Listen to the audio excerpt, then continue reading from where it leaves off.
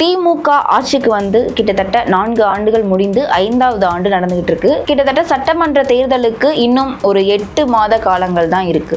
இதுவரை என்ன செய்தது அப்படின்னு சொல்லிட்டு எதிர்த்தரப்புல இருந்து பல கேள்விகளை முன்வைக்கிறாங்க. ஏன்னா பல குற்றச்சாட்டுகள் தொடர்ந்து திமுக ஆட்சியில நடக்குது அப்படின்னு சொல்றாங்க.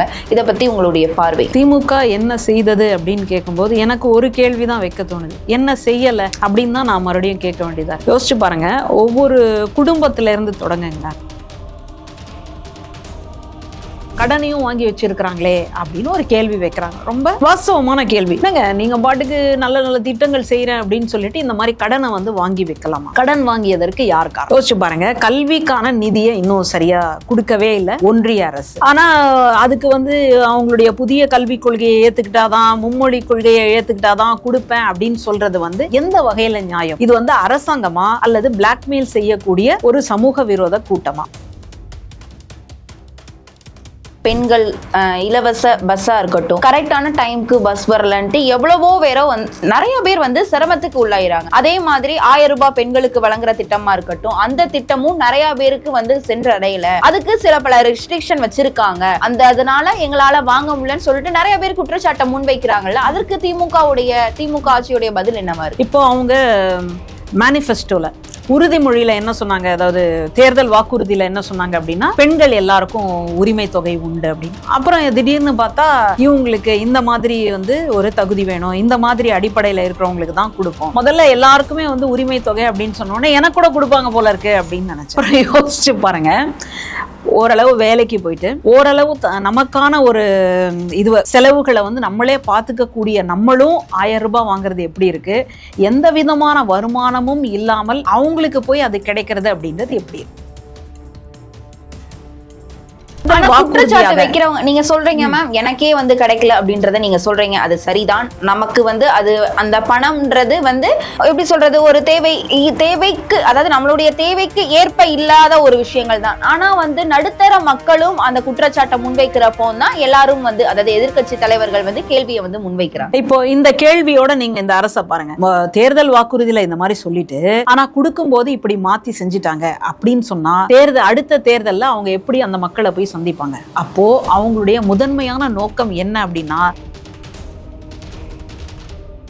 நீட்டு தேர்வு இன்னைக்கு பிள்ளைகள் இந்த அளவுக்கு இறந்து போறாங்க. அதுலயும் இப்போ முளைச்ச ஒரு புதிய கட்சி என்ன சொல்லுது அப்படின்னா, நீட் 1 தானா, மருத்துவம் மட்டும் தானா? இதெல்லாம் நீங்க சினிமால பேசுவீங்களா?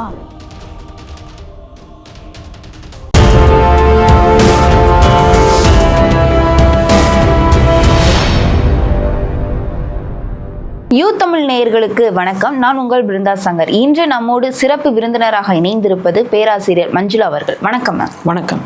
திமுக ஆட்சிக்கு கிட்டத்தட்ட 4 ஆண்டுகள் முடிந்து 5வது ஆண்டு நடந்துகிட்டு இருக்கு.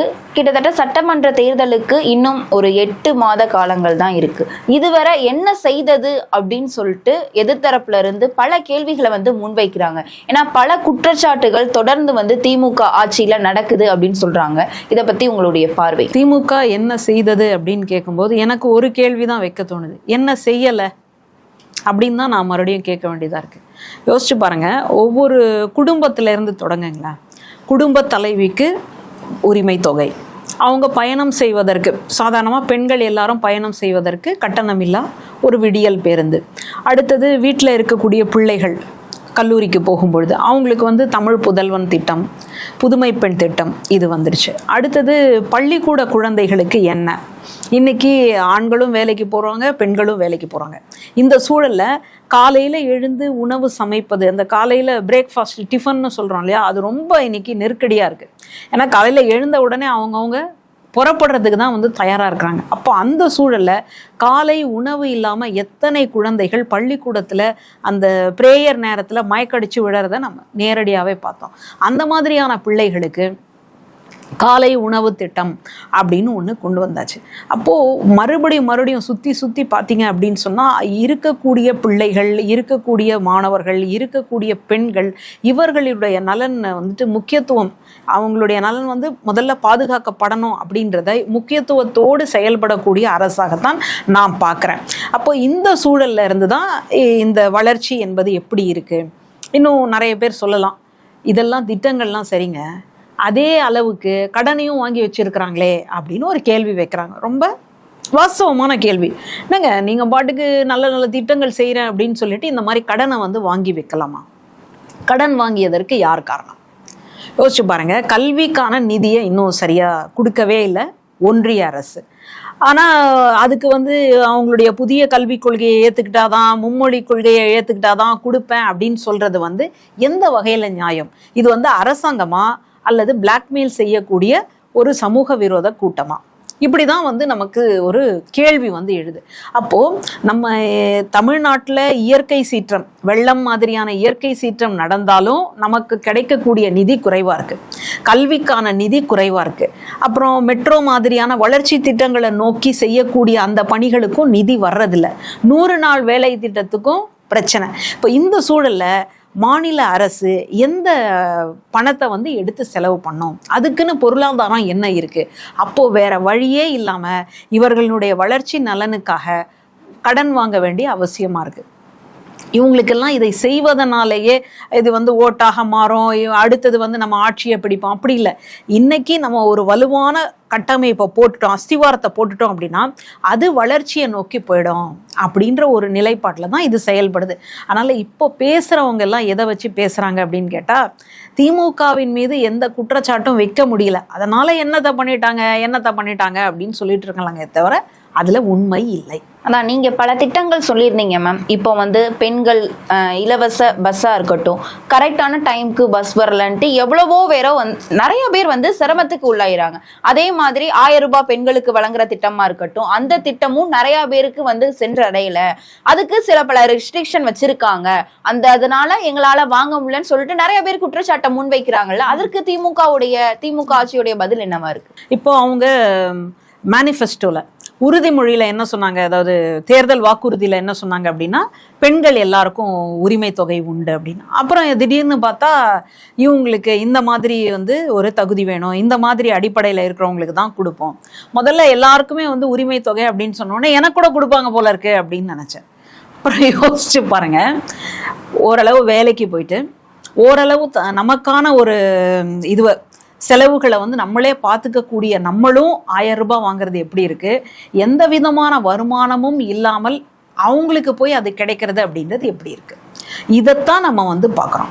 அப்போ ஒரு தேர்தல் குற்றச்சாட்டு வைக்கிறவங்க நீங்க சொல்றீங்க மேம், எனக்கே வந்து கிடைக்கல அப்படின்றத நீங்க சொல்றீங்க, அது சரிதான். நமக்கு வந்து அது அந்த பணம்ன்றது வந்து எப்படி சொல்றது, ஒரு தேவைக்கு, அதாவது நம்மளுடைய தேவைக்கு ஏற்ப இல்லாத ஒரு விஷயங்கள் தான். ஆனா வந்து நடுத்தர மக்களும் அந்த குற்றச்சாட்டை முன்வைக்கிறப்போ தான் எல்லாரும் வந்து, அதாவது எதிர்க்கட்சி தலைவர்கள் வந்து கேள்வியை வந்து முன்வைக்கிறாங்க இல்லையா? இப்போ இந்த கேள்வியோட நீங்க இந்த அரசை பாருங்க, தேர்தல் வாக்குறுதியில இந்த மாதிரி சொல்லிட்டு ஆனா கொடுக்கும்போது இப்படி மாத்தி செஞ்சுட்டாங்க அப்படின்னு சொன்னா அடுத்த தேர்தலில் அவங்க எப்படி அந்த மக்களை போய் சந்திப்பாங்க? அப்போ அவங்களுடைய முதன்மையான நோக்கம் என்ன அப்படின்னா, தேர்தலுக்கான வாக்குகளை பத்தி அவங்களுக்கு கவலை இல்லை, எப்படியாவது இந்த மக்களை முன்னேற்றி விட வேண்டும். யாருக்கு உண்மையிலேயே அவசியப்படுதோ, யாருக்கு எந்த விதமான வருமானமும் கிடையாதோ, யார் வந்து வீட்டில் வந்து நீ சும்மா தானே இருக்கிற, நீ இதை பண்ண அப்படின்னு சொல்லக்கூடிய நிலைப்பாட்டில் இருக்கிறாங்களோ, யாருக்கு வந்து சுயமரியாதையை இழந்து போய் வீட்டில் இருக்கிறாங்களோ அவங்களுக்கு தான் அது சரியாக போய் சேரணும் அப்படின்றதுல இந்த அரசு ரொம்ப கவனத்தோட செயல்படுது அப்படின்னு தான் நான் பார்த்துக்கிறேன். இப்போ நீங்கள் சொன்ன குற்றச்சாட்டு இப்போ நானும் சொன்னதா நீங்கள் எடுத்துக்கிறீங்க இல்லையா? அப்படி இல்லை. அப்போ எல்லாருக்கும் வரும் அப்படின்னு நினைச்ச நேரத்தில் கூட இந்த மாதிரியான ஒரு தகுதியின் அடிப்படையில் கொடுக்கறது அப்படின்றது தான் சரியானதாக இருக்கும். ஒருவேளை வாக்குறுதி கொடுக்கும் பொழுது சில நேரங்களில் நம்ம பாட்டுக்கு பேசிடுவோம், ஆனால் ப்ராக்டிக்கல் டிஃபிகல்டிஸ், நடைமுறை சிக்கல்னு இருக்கும் இல்லையா? அப்போ எது சரியா வரும், எது சரியா வரல அப்படின்னு பார்க்கறது வந்து ஒரு அரசினுடைய செயல்பாடு தான். அதனால இதை வந்து அவங்க குற்றச்சாட்டா சாட்டினாங்க அப்படின்னா தேர்தலில் வந்து எதிரொலிக்குமா அப்படின்றத பார்ப்போம். கண்டிப்பா, பரவாயில்ல, நிறைய விஷயங்கள் சொன்னீங்க. அதே மாதிரி பாத்தீங்க அப்படின்னா கிட்டத்தட்ட திமுக ஆட்சிக்கு வந்து 4 ஆண்டுகளுக்கு மேல ஆகிறது. ஆனா தொடர்ந்து மத்திய அரசோட ஒரு முன்னுக்கு பின் முரணாகவே தான் வந்து இருக்குது. மத்திய அரசு மேல இவங்க குற்றச்சாட்டு வைக்கிறதா இருக்கட்டும், மத்திய அரசு தமிழக அரசு மேல குற்றச்சாட்டு வைக்கிறதா இருக்கட்டும், இது வந்து தொடர்ந்து நீடிக்குது. இப்போ கடைசி நேரத்துல, அதாவது தேர்தல் நெருங்குற நேரத்துல வந்து மத்திய அரசோட இணக்கமா ஆகிறதே திமுக அரசு. இதற்கு என்ன காரணம் நீங்க நினைக்கிறீங்க? இணக்கமா அப்படின்னு பேசாதீங்க. ஏன்னா இணக்கமா ஆக வேண்டிய அவசியம் இல்லை. அவங்க கொள்கை வேற, தமிழ்நாட்டினுடைய கொள்கை வேற. தமிழ்நாட்டை வந்து ஒரு மாற்றம் தரமாக நினைக்கிறது, இரண்டாம் தர குடிமக்களாக நினைக்கிறது, தமிழர்களை வந்து வேற மாதிரியாக சித்தரிப்பது அப்படின்னு இருக்கிற காரணத்தால ஒரு பாசிச ரீதியில வந்து ஆட்சி நடத்துவதனால அந்த கொள்கையோட நம்மளால ஒத்து போக முடியல. அதனால என்னைக்குமே திமுக வந்து பாஜகவோட இணக்கமாக போகும் அப்படின்றது வந்து இதுக்கு மேல நம்ம நினைச்சு பார்க்க முடியாத ஒரு செய்தி. ஒரு கட்டத்துல பாஜகவோட கூட்டணி வச்சிருக்கே அப்படின்னு கேட்கலாம். அப்போ அவர்களினுடைய நிலைப்பாடு என்னவா இருந்தது? வாஜ்பாய் அவர்கள் அப்போ பிரதமரா இருந்தார். அப்போ டாக்டர் கலைஞர் அவர்கள் திமுக வந்து கூட்டணியில இருந்த போது இந்த மாதிரியான ஒரு பாசிச ஆட்சி இல்லை. நம்ம அதை யோசிக்கணும் இல்லையா? இந்த கட்சி இருக்கு, ஆனா இப்படி வந்து நடந்துச்சு அப்படின்றதுக்கும் இன்னைக்கு வந்து எதேச்சதிகாரத்தோட நடந்துக்கிறது அப்படின்றதுக்கும் வித்தியாசம் இருக்கு. அதனால நம்ம அந்த கட்சியை வந்து எதிர்க்கல, அது செயல்படுத்தக்கூடிய கொள்கையைத்தான் வந்து நம்ம எதிர்க்கிறோம். அதனால இப்போ ஏன் போயிருக்கிறார் அப்படின்னு சொன்னா அந்த அளவுக்கு நிதி நெருக்கடி. ஏன் முதல் ஆண்டுல போகல அப்படின்னா அப்போ கலைஞருக்கான நூற்றாண்டு விழா இந்த மாதிரியான சில பிரச்சனைகள், அடுத்தது வந்து வெளிநாட்டுக்கு போய் அந்த முதலீடுகளை ஈர்க்கக்கூடிய ஒரு நிலைப்பாடு, இந்த மாதிரி எல்லாம் பல காரணங்கள் இருந்தன. அப்போவும் இவங்க என்ன கேட்குறாங்கன்னா, முதலமைச்சரை தவிர அமைச்சர்களை யாரையாவது அனுப்பலாமா? முடியாது, வந்தா அவர் தான் வந்தா. இது கூட சொல்லுவாங்க இல்லையா, அடைந்தால் மகாதேவி இல்லையேல் மரண தேவி அப்படின்ற மாதிரி வந்தா முதல்வர் தான் வரணும், இல்லாட்டி வேற யாருமே வரக்கூடாது அப்படின்னு சொன்னதனால்தான் யாரையும் அனுப்ப முடியாம போயிடுச்சே தவிர இப்போ வந்து இணக்கமாக இருக்கிறார் அப்படின்றத விட தன்னுடைய உரிமையை விட்டு கொடுக்காம போயிருக்கிறார் அப்படின்னு தான் நான் புரிஞ்சுக்கிறேன். ஏன்னா நம்ம கொடுத்த வரி, ஜிஎஸ்டி வரி வந்து நம்ம கொடுத்துருக்கிறோம். நம்ம 1 ரூபா கொடுத்தோம்னா நமக்கு திருப்பி வரக்கூடிய காசு எவ்வளவா இருக்குன்னா 29 காசு. அதைத்தான் நம்ம கேட்கறதுக்காக போறோமே தவிர இதுல வந்து நீங்க ஏத்தி கொடுங்க. ஆனா வட மாநிலங்களுக்கு கிடைக்கக்கூடிய நிதி என்ன அப்படின்னா 1 ரூபா கொடுத்தா அவங்களுக்கு 2 ரூபாய்க்கு மேல கொடுக்குறாங்க. இதைத்தான் நம்ம வந்து கேட்டுட்டு இருக்கிறோம். அப்போ ஒரு கண்ணில் வந்து நீங்க வெண்ணெயை வைக்கிறீங்க, இன்னொரு கண்ணில் சுண்ணாம்பு வைக்கிறீங்களேங்க, நாங்க கொடுத்ததை கூட எங்களுக்கு திருப்பி கொடுக்க மாட்டேன்றீங்களே அப்படின்னு சொல்லி நம்முடைய உரிமை போராகத்தான் அங்க முதல்வர் போனாரே தவிர அதுல வந்து இணக்கம் இருந்தது இப்படி வந்து நான் பார்க்க விரும்பல. நீங்க சொன்ன ஒரு விஷயங்கள் கரெக்ட் தான். இருந்தாலும் இதே மாதிரி திட்டக்குழு கூட்டத்திற்கு இதற்கு முன்னாடி முதல்வராயிருந்த ஜெயலலிதா அம்மையார் அவர்களும் போயிருக்காங்க. அவங்க போயிட்டு வந்து என்ன நான் கேட்டேன் அப்படின்றத வெளிப்படையா பேசியிருந்தாங்க. நான் இதை கேட்டேன், எனக்கு கூடுதலாகவே நிதி கொடுக்கப்பட்டது, அதாவது கேட்டால்தான் கிடைக்கும் அப்படின்னு சொல்லி அதை வந்து அழுத்த திருத்தமா சொல்லியிருந்தாங்க. வெளிப்படையான பேச்சு இருந்தது. அதே மாதிரிதான் இதற்கு முன்னாடி கலைஞர் அவர்கள் எல்லாருமே ஒரு மத்திய அரசோட ஒரு இணக்கத்தோடைய செயல்பட்டாங்க. ஆனா இப்போ வந்து முதல்வர் அவர்கள் போயிட்டு வந்ததற்கு பின்பு வெளிப்படையான பேச்சு இல்லை அப்படின்னு தான் பல குற்றச்சாட்டுகள் வந்து முன்வைக்கிறாங்க. ஏன் அந்த வெளிப்படை பேச்சு இல்லை, என்ன காரணம்? சரி, இப்போ இதுக்கு முன்னாடி முதல்வர் போறதுக்கு முன்னாடி தமிழ்நாட்டினுடைய எதிர்கட்சி தலைவர் எடப்பாடி அவர்கள் டெல்லிக்கு போனார். நம்ம எல்லாருமே பார்த்தோம். எப்போ போனார், ஏன் போனார் அப்படின்னு பத்திரிகையாளர் கேட்டப்போ கூட ஏதோ தலையில துண்டு போட்டு போன மாதிரி 3 கார் மாறி மாறி போய் உள்துறை அமைச்சரை எல்லாம் சந்திச்சுட்டு வந்தார். என்ன காரணம்னு தெரியல. திடீர்னு பார்த்தா உள்துறை அமைச்சர் ஒரு ட்வீட் போடுறாரு, இனிமேல் வந்து கூட்டணி ஆட்சி, தமிழ்நாட்டில் எங்களுடைய ஆட்சி வரப்போகுது, இந்த மாதிரி வந்து அவர் போட்டார். அப்பவும் எதிர்கட்சி தலைவரை பார்த்து என்ன அப்படின்னு விசாரிச்சா அப்பவும் அவர் வாயே திறக்கல. இப்போ இந்த சூழல் எப்படி இருக்கு? தமிழ்நாட்டினுடைய முதல்வர் நான் என்னைக்கு போக போறேன்றத சொல்றார், போய் என்ன பேச போறேன்றத சொல்றார், அங்க தனியாகவும் மறுபடியும் சந்திச்சு பேசியிருக்கிறார் அப்படின்றதும் சொல்றார். இவர் மட்டும் இல்ல, இன்னும் ஆந்திர மாநிலத்தினுடைய அமைச்சர்களும் வந்து பார்த்துருக்குறாங்கன்னு சொல்லி பார்க்குறோம். அப்போ அங்க என்ன பேசணும், எவ்வளோ நேரம் பேசணும், எதுக்காக பேசணும் அப்படின்றதையெல்லாம் வெளிப்படைத்தன்மையோட சொன்னதுக்கு அப்புறமாவும் மறுபடியும் நீங்க என்ன பேசுனீங்க அப்படின்னா ஒரு படத்துல இவரு சொல்லுவார் இல்லையா, ஜனகராஜ், என் தங்கச்சியை நாய் கடிச்சிடுச்சுப்பா, அந்த மாதிரி இல்லையா இருக்குது இல்லையா. இப்போ இவர் போகும்போதே சொல்லிட்டு போறது அப்படின்றது எப்படி இருக்கு, போய் அங்க கேட்டதுக்கு அப்புறமா கூட நான் கிடையாது அப்படின்னு ஒதுங்கிறது எப்படி இருக்கு. அதனால முதல்வரை, தமிழ்நாட்டினுடைய முதல்வரை கேள்விக்கு உட்படுத்துவது என்பது சரியானதுதான். ஆனா கேள்வி கூண்டிலேயே நிறுத்தி வச்சிருக்கிறது அப்படின்றது ஒரு சரியான அரசியலாக இருக்கு. இது வந்து யாரு இருந்தாலுமே, அதாவது முதல்வரா வந்து யார் இருந்தாலுமே இது அவங்களுக்கு வரக்கூடிய நெருக்கடி தானே. அதற்கு வந்து தக்க பதில வந்து முதல்வர் அவர்கள் தானே சொல்லணும். அதை தான் வந்து எதிர்கட்சிகள் வந்து முன்வைக்கிறாங்க. சரிதான், ஆனா அதுக்கான பதிலையும் வந்துட்டு முதல்வர் கொடுத்துட்டார். அப்புறம் இன்னொரு ஒரு கேள்வியை வச்சிங்க. என்னன்னா, தமிழ்நாடு, அதாவது மாநில அரசு, மாநில முதல்வர் ஒன்றியத்தோட வந்து ஒரு இணக்கமான முறையில் இருந்தால் தானே எல்லாத்தையும் வந்து செயல்படுத்தி காட்ட முடியும். நான் என்ன கேட்குறேன், எடப்பாடி அவர்களும் ஒன்றிய அரசும் வந்து இணக்கமாக தானே இருந்தது. அப்போது தமிழ்நாட்டுக்கு கிடைத்த பயன் என்ன? நம்ம இந்த குடியுரிமை திருத்த சட்டம்னு ஒன்று கொண்டு வந்தாங்க. எத்தனையோ நீட்டு தேர்வு பாருங்க, நீட்டு தேர்வு இன்னைக்கு பிள்ளைகள் இந்த அளவுக்கு இறந்து போறாங்க. அதுலயும் இப்போ முளைச்ச ஒரு புதிய கட்சி என்ன சொல்லுது அப்படின்னா, நீட் ஒன்று தானா, மருத்துவம் மட்டும்தானா? இதெல்லாம் நீங்க சினிமால பேசுவீங்களா? சினிமால இந்த வசனத்தை பேசுவீங்களா? அப்ப என்ன சொல்லுவீங்க? இப்போ வேற மாதிரி பேசுவீங்க இல்லையா? அப்போ இந்த நீட் என்பது தமிழ்நாட்டினுடைய பிள்ளைகளுக்கு, மாணவர்களுடைய கனவை, மருத்துவ கனவை அப்படியே அடிச்சு நொறுக்குவதா இருக்கு இல்லையா? நம்ம இப்போ கூட ஒன்றும் பிரச்சனை இல்லை. நீட் தேர்வுக்கு வந்து தகுதியற்ற மாணவர்களா தமிழ்நாட்டு மாணவர்கள் கேட்டா இல்ல, தகுதியானவர்கள் தான். ஆனா அந்த தகுதியை வளர்த்துக்கிறதுக்கு நிறைய பேர் வந்து கோச்சிங் சென்டர் போய் செலவு பண்றாங்க இல்லையா? அப்படி செலவு செய்து படித்து அந்த தேர்வுல வெற்றி பெற்ற மாணவர்கள் பின்தங்கிய கிராமத்துல இருக்கக்கூடிய மருத்துவ கட்டமைப்புகளை போய் வேலை பார்ப்பாங்களா? என்னால ஃபேன் இல்லாமயே இருக்க முடியாதுங்க, ஏசி இல்லாமயே இருக்க முடியாது அப்படின்னு சொல்லக்கூடிய மாணவர்கள் பின்தங்கிய கிராமத்துல, பஸ் வசதி கூட இல்லாத ஒரு கிராமத்துல போய் வேலை பார்க்க முடியுமா? இதைத்தான் நம்ம வந்து பேசுறோம்.